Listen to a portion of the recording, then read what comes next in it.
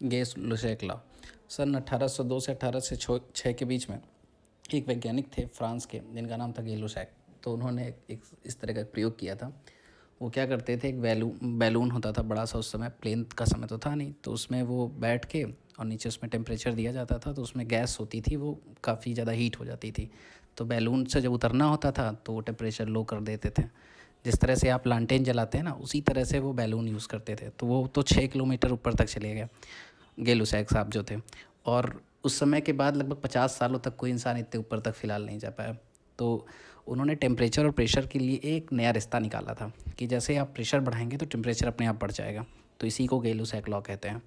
इसका इस्तेमाल आप देखते होंगे कि जैसे प्रेशर कुकर होता है, उसमें इसका सीधा प्रयोग होता है। हम जानते हैं कि पानी 100 सेंटीग्रेड पे वाष्पीकृत हो जाता है, लेकिन ऐसा नहीं है।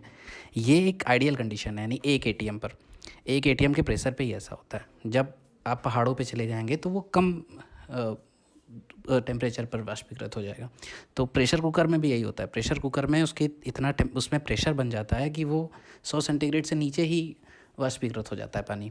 तो इसी तरह हम जानते हैं कि प्रेशर कुकर हो या स्प्रे का आप इस्तेमाल करते हो, या गर्मियों के समय में ज़्यादा जो टायर फट जाते हों, ये सारे के सारे जो प्रयोग हैं वो कहीं ना कहीं गे लुसेक लॉ से संबंधित हैं। जिसमें ये दिखाया गया कि जैसे टेम्परेचर क्या होता है, टेम्परेचर की स्थिति में जैसे आप गुब्बारे के अंदर अपनी जब हवा भरते हैं तो क्या होता है कि उसके अंदर जो मॉलिक्यूल होते हैं वो तेज़ी से गति करने लगते हैं।